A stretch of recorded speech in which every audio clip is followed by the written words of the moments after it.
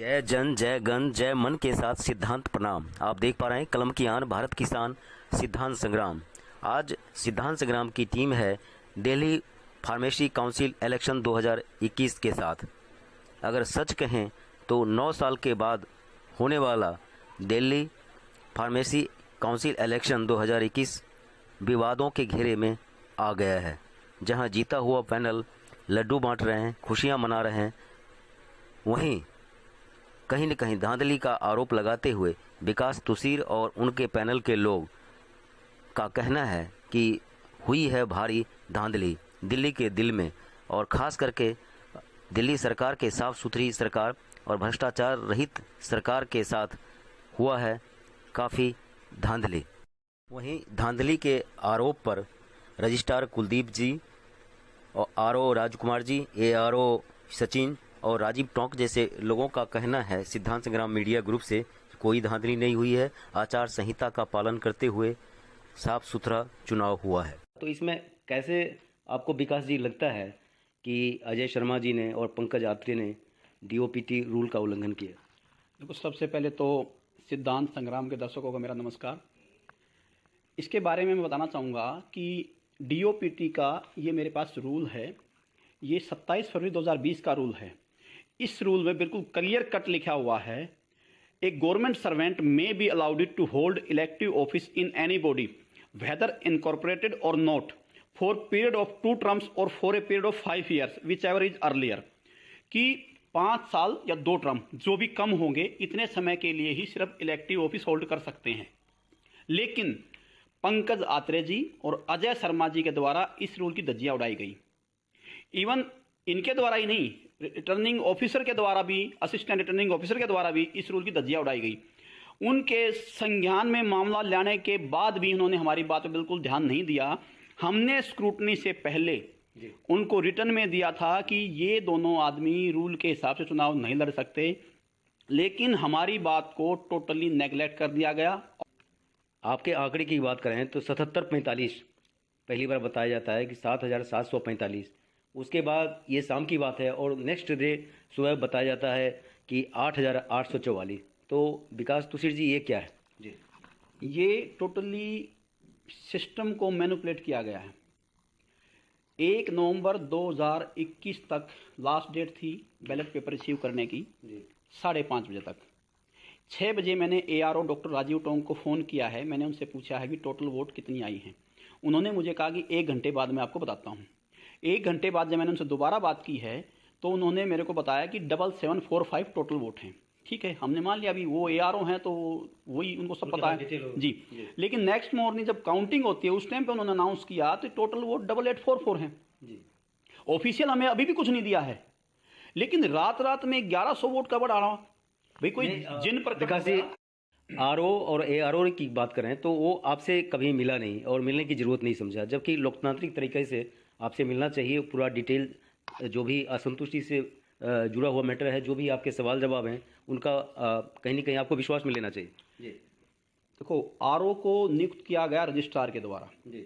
Registrar के बारे में मैंने आपको पहले बता दिया कि मैं शुरू से उनके खिलाफ आवाज़ उठाता रहा हूँ। तो आरओ को उन्होंने नियुक्त किया और एआरओ को फिर आरओ ने नियुक्त किया। तो उनका पहले ही माइंड सेट इस तरह से बना दिया गया कि इन आदमियों से दूर रहना है, इनसे ज़्यादा आमना सामना नहीं करना है। इवन जब मैं नॉमिनेशन करने के लिए गया तो मैंने पूछा कि मुझे आरओ और एआरओ से बात करनी है ताकि सिस्टम में ट्रांसपेरेंसी रहे और इलेक्शन जो है अच्छी तरीके से हो। लेकिन एआरओ ने हमारे से मिलने से मना कर दिया।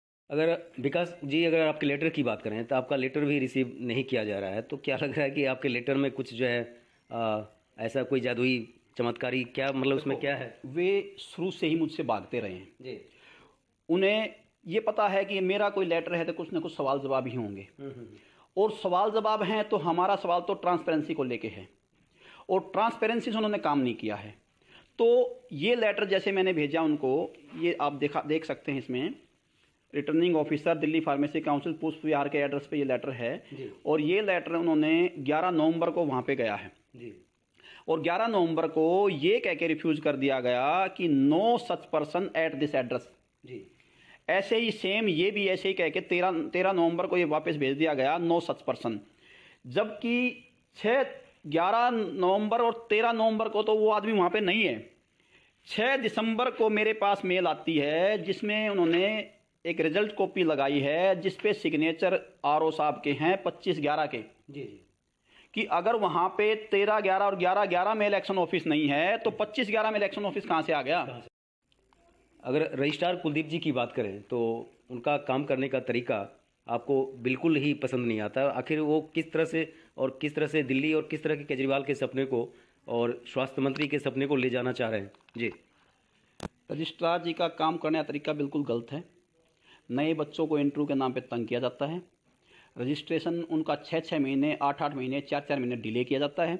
वो आप रिकॉर्ड में भी चेक हो जाएगा कि कब किसी बच्चे ने आवेदन दिया है, कब उसका रजिस्ट्रेशन हुआ है। और नॉर्मली बिना लेन देन के किसी का भी रजिस्ट्रेशन नहीं हो रहा है। हमारे इस मैटर में किसी भी बॉक्स पर किसी भी कैंडिडेट के कोई सिग्नेचर नहीं कराए गए। जब करने सिग्नेचर उन्होंने खुद हैं, आरओ ने खुद उन्होंने अपने पास ही रखना है, तो मैनिपुलेशन किसी भी टाइम कर लो, कितने बार भी सील खोल लो, कितने बार भी सील लगा लो। भाई रात में आप 4 सील खोलो। विकास जी, जब सील्ड किया गया उस समय आप नहीं थे? नहीं, किसी के सामने भी सील नहीं किया गया, किसी को बताया भी नहीं गया कि ये कब बॉक्स सील किए गए हैं। जी, कुलदीप जी के लिए बहुत बड़ा जो है ये मुद्दा है। कुलदीप जी, आप कितना ध्यान रखते हैं कि आपके नीचे के अधिकारी इतना इस तरह से बेहतरीन काम करते हैं? अगर सीसीटीवी फुटेज की अगर बात करें, मैंने जैसे इलेक्शन कंक्लूड हुआ मैंने रिटर्निंग ऑफिसर को मेल किया कि मुझे जो काउंटिंग एरिया है उसकी और जो बैलेट बॉक्स जहाँ पे रखे गए हैं उनकी सीसीटीवी फुटेज दी जाए, और उस सीसीटीवी फुटेज के बदले जितना भी चार्ज लगता है वो चार्ज भी मैं पे करने को तैयार हूँ, लेकिन मुझे वो सीसीटीवी फुटेज दी जाए ताकि ट्रांसपेरेंसी कायम रह सके, हमारा भरोसा एक डेमोक्रेटिक प्रणाली में रह सके। क्या था वहाँ सीसीटीवी फुटेज? जी, जहाँ बैलेट बॉक्स रखे थे वहाँ सीसीटीवी व्यवस्था थी, लेकिन उन्होंने हमें कोई सीसीटीवी प्रोवाइड नहीं दिया, इवन हमारी मेल का भी जवाब नहीं दिया। सबसे पहले तो उन्होंने पहले दिन नोटिस लगा दिया कि किसी भी कैंडिडेट को मोबाइल फ़ोन अलाउड नहीं है, और कैंडिडेट के अलावा कोई भी एजेंट अलाउड नहीं है, ओनली कैंडिडेट्स आर अलाउड। जब हम वहाँ पहुँचते तो हमने देखा कि एक बड़ा सा केज बनाया हुआ है, लोहे की जाली लगाई हुई थी जिसके अंदर 30 टेबल लगाई हुई थी। 30 एक टेबल पर 3-3 आदमी थे, तो टोटल 90 आदमी, और आरओ, एआरओ, रजिस्ट्रार सब, इवन रजिस्ट्रार भी वहाँ आरओ के साथ बैठे थे, जबकि उनको वहाँ बैठने का कोई अधिकार नहीं है। और हमें तो मोबाइल के लिए मना कर दिया। सभी काउंटिंग ऑफिसर्स के पास मोबाइल थे, वो रेगुलर मोबाइल पे बात कर रहे थे। इवन रजिस्ट्रार बार बार मोबाइल पे उठ के किसी और को जैसे कुछ निर्देश दे रहा हो, बार बार फोन कर रहे थे।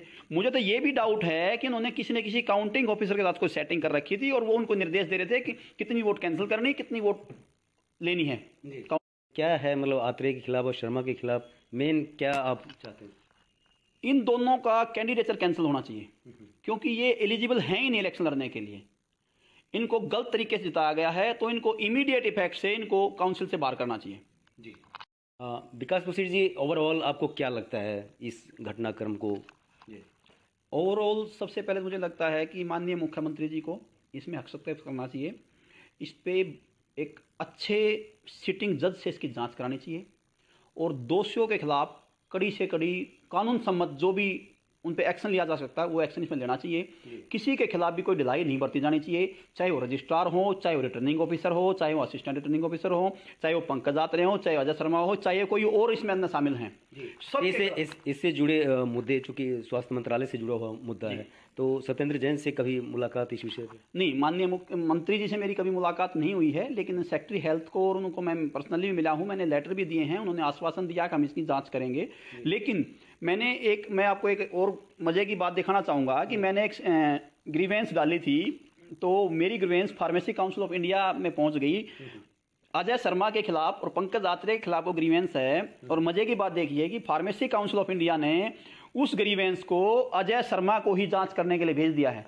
अब अजय शर्मा जी की जांच अजय शर्मा जी करेंगे और अपने खिलाफ सख्त एक्शन लेंगे। ये लेटर मैं दिखाना चाहूँगा, ये फार्मेसी काउंसिल ऑफ इंडिया के द्वारा मेल की गई है अजय शर्मा को, और उन्हीं के खिलाफ ये कंप्लेंट है और उन्हीं को भेज दी गई है जांच करने के लिए। जी, करते हैं नवीन की नवीनता में क्या कैसा घुटन महसूस कर रहे हैं, और किस तरह से कुलदीप जी के दीपक के बारे में क्या सोचते हैं? जी नमस्कार। नमस्कार सर जी, आपका बहुत बहुत धन्यवाद ये बात रखने के लिए, मैं आपका बहुत बहुत आभारी हूँ। जैसे आपने कहा कि नवीनता के लिए आपने जैसे शब्द इस्तेमाल किया, मैं भी यही चाहता था कि एक नवीनपन से नए जोश के साथ नई टीम आए और वो हमने सपना लोगों को दिखाया और लोगों ने हमें बहुत प्यार दिया और बहुत अच्छे वोट मार्जिन से हमें वोट किया। पर एक शातिराना अंदाज से देखिए, 5-5 टीम बनने के साथ बना ली, सब लोगों ने अपनी अपनी 6-6 लोगों की टीम बनाई। ये बहुत अच्छी बात थी, लोगों ने दिखाया, लोगों को पैनल बनाया। जब पैनल बनाया तो आप कैसे सोच सकते हो कि 3 लोग वहाँ से जीत गए, 3 यहाँ से जीत गए? How it can be possible? बताइए आप, कैसे पॉसिबल हो सकता है? लोग हमें मैंडेट दे रहे हैं क्योंकि इनके खिलाफ जिन्होंने कुछ काम नहीं किया 10-10 सालों 20-20 साल में रहते हुए, लोग इतना परेशान हैं। हमारी फार्मासिस्ट कौम को नीचे तक इन्होंने तबके पे लगा